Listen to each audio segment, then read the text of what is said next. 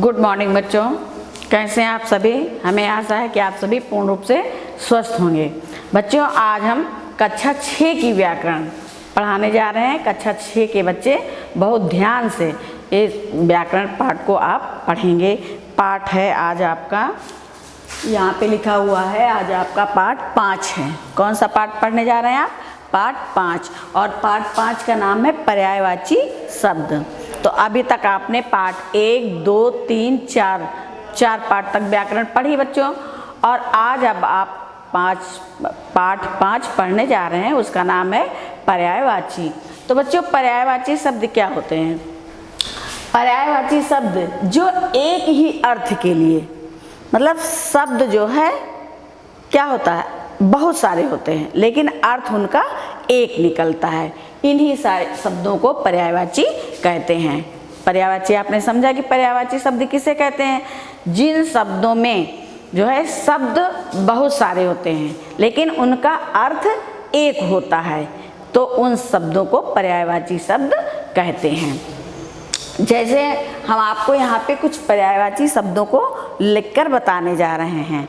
जैसे कि आप देखते हैं कि एक पेड़ है, ठीक, पेड़ एक है लेकिन उसको हम कई नामों से बुलाते हैं। जैसे कभी कभी किसी घर में एक बच्चा होता है और उसके कई नाम होते हैं। स्कूल का नाम और होता है, कुछ और होता है, घर में उसको कुछ और कहते हैं, और नानी मामा के यहाँ उसको कुछ और कहते हैं। यानी एक बच्चे के कभी कभी 2-3 नाम होते हैं और कभी कभी किसी बच्चे का एक ही नाम होता है। वो घर में भी यूज होता है, प्रयोग होता है, और स्कूल में भी होता है। तो जैसे बच्चा एक होता है, कोई उसको मोनी कह रहा है, कोई सोनी कह रहा है, स्कूल का काजल नाम है, लेकिन बच्चा तो एक ही है, उसके 2-3 नाम हैं। इसी प्रकार बच्चे, जैसे एक पेड़ होता है, पेड़ एक है लेकिन उस पेड़ को हम कई नामों से जानते हैं। पेड़ को हम पादप भी कहते हैं, तरु भी कहते हैं, तरुअर भी कहते हैं। यानी पेड़ एक है लेकिन उसके जो है, पेड़ एक है और उसके कई शब्द हैं। यानी अर्थ एक हुआ कि जो है वृक्ष का अर्थ भी पेड़ होगा, तरु का अर्थ भी पेड़ होगा, पादप का अर्थ भी पेड़ होगा, तरुअर का भी अर्थ पेड़ होगा।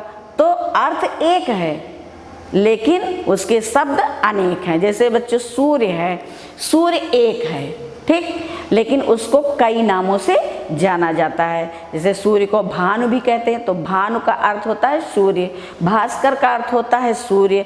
अर्थ एक ही है, हम सिर्फ एक के लिए कह रहे हैं, सूर्य को ही हम कह रहे हैं, लेकिन सूर्य को हम भानु भी कहेंगे, भास्कर भी कहेंगे, आदित्य भी कहेंगे, दिनकर भी कहेंगे, दिवाकर भी कहेंगे।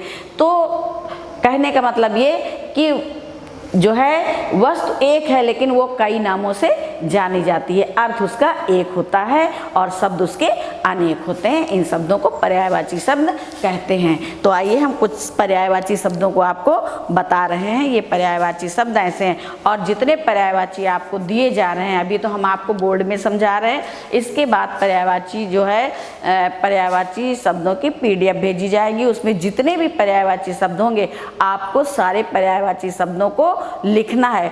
और बच्चों, प्रतिदिन आप 10-10 पर्यायवाची याद करेंगे तो एक दिन आपको सारी पर्यायवाचियाँ याद हो जाएंगी। ये नहीं कि आप खाली लिख के रखते रहो, लिख के रखते रहो, ऐसा मत करना। लिखना बहुत साफ, बहुत सुंदर राइटिंग में, और उसको याद भी करते जाना। जैसे अश्व, बच्चों अश्व, अश्व है,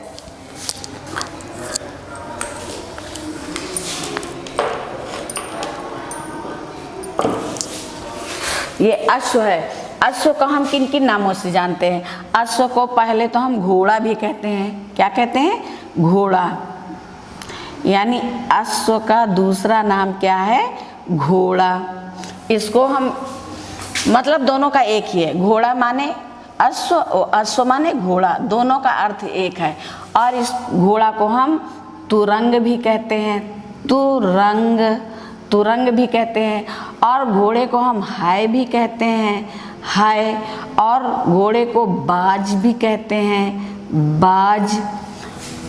घोड़ा, तुरंग, हाय, बाज, यानी सब एक ही चीज के नाम है, एक ही पशु के नाम है। चाहे उसको घोड़ा कहें, चाहे हम तुरंग कहें, चाहे हम हाय कहें, चाहे हम बाज कहें, लेकिन वो है क्या? सिर्फ अश्व है। और ये भी ध्यान रखिए कि कभी जैसे आज हमने यहाँ पे अश्व लिखा, अश्व की ये पर्यायवाचियाँ हमने लिखवा दी। हो सकता है कि आपके पेपर में बाज लिख के आ जाए यहाँ पे, तो आप कहेंगे कि मैडम ने बाज की पर्यायवाची नहीं लिखवाई। तो आप बाज माने यानी उसका अर्थ जरूर याद करिए।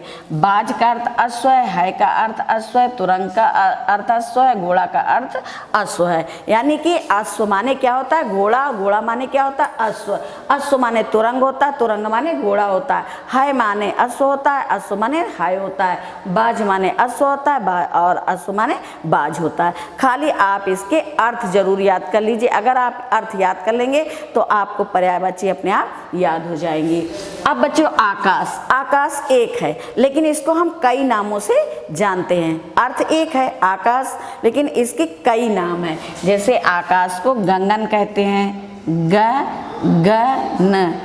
आकाश को क्या कहते हैं? गगन कहते हैं। और आकाश को क्या कहते हैं? अंबर कहते हैं, अंबर कहते हैं। और नभ कहते हैं, फिर व्योम कहते हैं, व्योम। इस प्रकार और अनेक सी पर्याय और अनेक से शब्द हैं। जैसे आकाश को व्योम, गगन, नभ, अंबर, अंतरिक्ष, खा, शून्य, इतनी पर्यायवाचियाँ, इतने नामों से आकाश को हम जान सकते हैं। तो मतलब तो एक ही है, एक ही के लिए कहा जा रहा है आकाश। अब आकाश माने गगन, गगन माने अंबर, अंबर माने नभ, नभ माने व्योम, व्योम। अब देखिए यहाँ पे आकाश माने गगन, गगन माने आकाश, आकाश माने अंबर, अंबर माने आकाश, और आकाश माने नभ, नभ माने आकाश, व्योम माने आकाश, आकाश माने व्योम। तो आप ये समझ लीजिए कि व्योम का मतलब क्या होता है, व्योम का अर्थ क्या होता है। व्योम माने आकाश होता है। तो इस प्रकार आप समझ गए होंगे कि अर्थ एक है और शब्द अनेक हैं। आँख, आँख के कितने नाम होते हैं? आँख दो होती है लेकिन आँख एक है, लेकिन ये है कि दो। आँख मतलब हम कहेंगे आँख, ठीक है। तो आँख की पर्यायवाचियाँ, आँख तो एक है लेकिन इसको हम कई नामों से जानते हैं। जैसे आँख को हम नेत्र कहते हैं, नेत्र, नेत्र कहते हैं। फिर नेत्र और फिर हम नयन कहते हैं, नेत्र कहते हैं, नयन कहते हैं। और हम दृग, दृग नाम से भी जानते हैं। अगर दृग आप बोलोगे तो समझ में आ जाएगा कि आप आँख के बारे में बात कर रहे हैं। दृग होगा, फिर लोचन होगा, लोचन होगा, फिर अच्छु, चक्षु, बहुत से नाम हैं। आँख की भी बहुत सी पर्यायवाचियाँ हैं। अब आँख के बाद ये जानिए कि नेत्र माने आँख होता है, नयन माने आँख होता है, दृग माने आँख होता है, लोचन माने आँख होता है। मतलब अर्थ जो है एक है और शब्द इसके अनेक हैं। फिर बच्चों गंगा, गंगा एक है। अब गंगा को बहुत नामों से जाना जाता है। जैसे गंगा को भागीरथी कहते हैं, भागीरथी, भागीरथी कहते हैं। और सुरसरी कहते हैं, सुरसरी। और देव नदी, देव नदी। और भी बहुत से आगे नाम है, जाह्नवी कहते हैं। तो गंगा एक है लेकिन इसको हम अगर भागीरथी किसी के सामने कह दोगे तो आप जो है व्यक्ति समझ जाएगा कि भागीरथी कह रहे हैं तो गंगा को ही कह रहे हैं। अगर आप सुरसरी कह दोगे तो लोग समझ जाएंगे कि ये गंगा के बारे में कहा जाता है। देव नदी कह दोगे तो लोग समझ जाएंगे कि ये गंगा के बारे में कहा जा रहा है। यानी कि ये गंगा के तीनों नाम हैं। और भी बच्चों बहुत से नाम हैं। फिर कोयल, कोयल एक पक्षी है, उसको हम कई नामों से जानते हैं। कोयल को पिक कहते हैं, पिक कहते हैं। और कोकिला कहते हैं, कोकिला, कोकिला कहते हैं। और श्यामा, श्यामा भी कहते हैं। तो बच्चों ये जो है कोयल एक पक्षी है, उसको हम कई नामों से जानते हैं। यानी अर्थ एक है कि पिक माने भी कोयल, कोकिला माने भी कोयल और श्यामा माने भी कोयल। लेकिन ये याद रखिए कि जब पेपर होता है तो यहाँ पे कोयल ना लिख के कोकिला भी लिखा जा सकता है। तब आप ये नहीं कहेंगे कि हाँ मैम ने कोकिला की पर्यायवाची नहीं लिखवाई है। आप जितनी भी पर्यायवाची लिखते हैं सारी पर्यायवाचियों को याद करिए, क्योंकि यहाँ पे गंगा ना लिख के देव नदी लिखा जा सकता, आँख ना लिख के नेत्र लिखा जा सकता, लोचन, यानी इतने में से कोई भी एक शब्द यहाँ पे लिखा जा सकता है और फिर उसके आगे बता दिया जाता है कि इसकी जो है पर्यायवाचियाँ लिखिए। तो ये नहीं कहेंगे कि यहाँ पे अगर आँख है और दृग लिख दिया गया तो आप कहेंगे कि हमने दृग की पर्यायवाची पढ़ी ही नहीं है, मैम ने दृग की पर्यायवाची लिखवाई ही नहीं। तो आपको जब जितनी पर्यायवाचियाँ लिखवाई जा रही हैं सारी पर्यायवाचियों को आप याद कर लेंगे तो कोई भी पर्यायवाची यहाँ आकाश न लिख के व्योम लिख देंगे, यहाँ अश्व न लिख के बाज लिख देंगे, तब भी आपको पता चल जाएगा कि बाज माने घोड़ा होता है, यहाँ पे हमको घोड़े की पर्यायवाची लिखनी है। अब इसी प्रकार असुर, असुर कौन होता है बच्चों? राक्षस। कौन होते हैं? राक्षस। तो असुर की पर्यायवाची होती है राक्षस, राक्षस, दैत्य और दानव। और भी बच्चों बहुत सी पर्यायवाची हैं, निशाचर है और बहुत सी हैं पर्यायवाची। तो आप जो है असुर की पर्यायवाची, अब असुर को ही राक्षस कहते हैं और असुर को ही दैत्य कहते हैं और असुर को ही दानव कहते हैं। है एक, लेकिन इसके इतने सारे नाम हैं। अब अतिथि, अतिथि माने क्या होता है? मेहमान। अतिथि किसको कहते हो? जो आपके घर मेहमान आते हैं आप उनको अतिथि कहते हैं। तो अतिथि को भी हम कई नामों से जो है जानते हैं, जैसे मेहमान, अतिथि को मेहमान भी बोलते हैं, मेहमान। और रिश्तेदार क्या बोलते हैं? रिश्तेदार, रिश्तेदार बोलते हैं। और आगंतुक बोलते हैं, आगंतुक, आगंतुक बोलते हैं। पाहुन बोलते हैं, पहुना बोलते हैं। ये सारे अतिथि के जो है पर्यायवाची हैं। इसके बाद बच्चों है अहंकार। अहंकार एक शब्द है, तो इसके मतलब इसका अर्थ जो है वो अहंकार है और इसके शब्द अनेक हैं, यानी अहंकार के कई शब्द हैं। जैसे घमंड, ये है घमंड, घमंड माने भी अहंकार होता है। और दर्प, दर्प माने भी अहंकार होता है। और गर्व, घमंड हो गया, दर्प हो गया। और अभिमान, अभिमान, ये और भी इसके पर्यायवाचियाँ हैं। तो देखिए घमंड माने अहंकार, दर्प माने अहंकार, अभिमान माने अहंकार। चाहे आप अहंकार कहें, चाहे घमंड कहें, चाहे दर्प कहें, चाहे अभिमान कहें, मतलब सबका एक ही है। इसी प्रकार बच्चों इच्छा है, इच्छा। तो इच्छा की पर्यायवाची क्या होती है? चाह, चाह माने भी इच्छा होता है। और आकांक्षा, आकांक्षा, आकांक्षा माने भी इच्छा होता है। और अभिलाषा, अभिलाषा, अभिलाषा माने भी इच्छा होता है। अब चाहे आप इच्छा माने चाह कहें, चाहे इच्छा माने आकांक्षा कहें, चाहे इच्छा माने अभिलाषा कहें, मतलब सबका एक है। फिर उसके बाद बच्चों गाय है। गाय को हम कितने नामों से जानते हैं? गाय के भी बहुत सारे नाम होते हैं। गाय को हम गौ कहते हैं, गौ कहते हैं। गाय को हम गऊ कहते हैं। और गाय को हम सुरभि कहते हैं, सुरभि। यानी गाय के भी अनेक नाम होते हैं। तो गाय, गाय बच्चों एक है, लेकिन इसको हम कई नामों से जानते हैं। जैसे अगर आप गौ कह दोगे किसी के सामने तो लोग समझ जाएंगे कि ये गाय को ही कह रहे हैं। गऊ कह दोगे तो भी लोग समझ जाएंगे कि ये गाय के लिए ही कह रहे हैं। सुरभि कह दोगे तो हर व्यक्ति समझ जाएगा कि सुरभि माने गाय होता है, ये जो है गाय के बारे में कह रहे हैं। तो इन सब चीज़ का मतलब होता है गाय, यानी गाय एक है, उसके नाम अनेक हैं। आग बच्चों, आग, आग को हम किस किस नामों से जानते हैं? आग को हम अग्नि भी बोलते हैं, अग्नि, अग्नि बोलते हैं। पावक, पावक भी बोलते हैं। फिर अनल बोलते हैं, अनल बोलते हैं।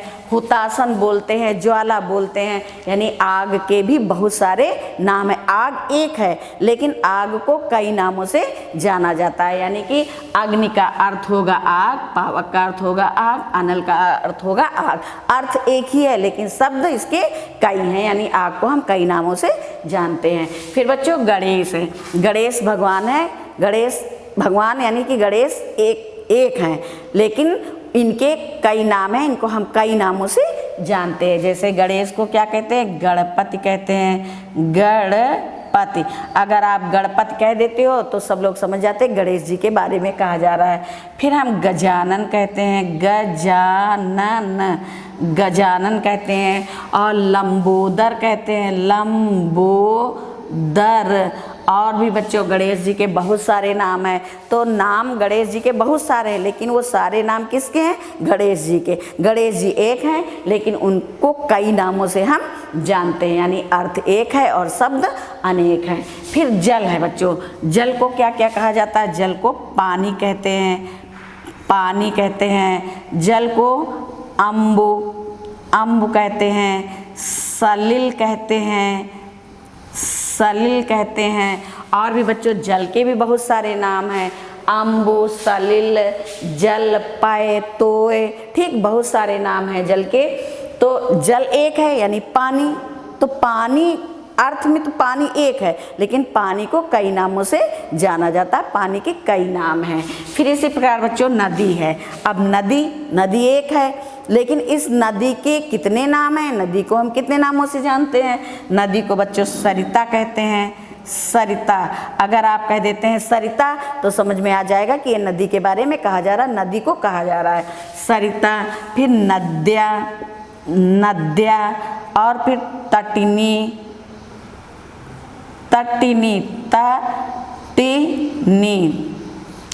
और भी बच्चों जैसे नद्यपगा बोलते हैं, तो नदी को भी कई नामों से जाना जाता है। अब पेड़ है, पेड़ के बारे में अभी हमने बताया था। पेड़ को वृक्ष कहते हैं, तरु कहते हैं और तरुवर कहते हैं। इस प्रकार बच्चों पेड़ों के भी बहुत से नाम होते हैं। तो चाहे पेड़ को वृक्ष कहो, चाहे तरु कहो, चाहे तरुवर कहो, मतलब सबका एक है, यानी अर्थ सबका एक है और शब्द यहाँ पे अनेक हैं। इसी प्रकार बच्चों पृथ्वी है। अब पृथ्वी के भी बहुत सारे नाम है, पृथ्वी एक है, लेकिन इसको हम कई नामों से जानते हैं। जैसे पृथ्वी को जमीन भी बोलते हैं, जमीन, पृथ्वी को जमीन बोलते हैं। और धरती बोलते हैं, धरती, धरा, वसुंधरा, यानी इन सब का मतलब एक है। सबका मतलब इस पृथ्वी से है। पृथ्वी माने जमीन, पृथ्वी माने धरती, और पृथ्वी माने धरा, पृथ्वी माने वसुंधरा, यानी अर्थ सबका एक है कि पृथ्वी को जमीन भी कहते हैं, पृथ्वी को धरती भी कहते हैं, पृथ्वी को धरा भी कहते हैं, वसुंधरा भी कहते हैं, और भी पृथ्वी के बहुत से नाम हैं। तो ये तो आपने पढ़ा पर्यायवाची शब्द। यानी पर्यायवाची शब्द में क्या होता है कि उसका अर्थ एक होता है और शब्द अनेक होते हैं। ऐसे शब्दों को पर्यायवाची शब्द कहते हैं। तो बच्चों पर्यायवाचियाँ बहुत सारी होती हैं। सूर्य की होती है, चंद्रमा की होती है, और आकाश की होती है, बादल की। जैसे कुछ बच्चे बादल और आकाश को एक ही समझते हैं, तो बादल अलग चीज़ है बच्चों और आकाश अलग चीज़ है। आकाश जो है वो निरंतर जो है रहता है, कभी अपनी जगह से इधर से उधर हिलता नहीं है, उसका रंग नीला होता है, ठीक। और बादल बच्चों वो होता है जो आते हैं और बारिश करके चले जाते हैं, उनका रूप स्थिर नहीं होता है। तो ये तो आप, लेकिन बच्चे कभी कभी बादल और जो है आसमान की एक पर्यायवाची लिख देते हैं। तो आप समझ लीजिए कि बादल अलग है और जो है आसमान अलग है। बादल की पर्यायवाचियाँ अलग होती हैं और जो है आसमान की पर्यायवाचियाँ अलग होती हैं। तो इस प्रकार बच्चों आपने आज पढ़ा पाठ 5 पर्यायवाची शब्द। तो इन पर्यायवाची शब्दों को आप जो है जब आपकी PDF भेजी जाएगी तो उस PDF में आप जो है कॉपी में अच्छे से लिखेंगे और लिखने के बाद उसको याद करेंगे। धन्यवाद।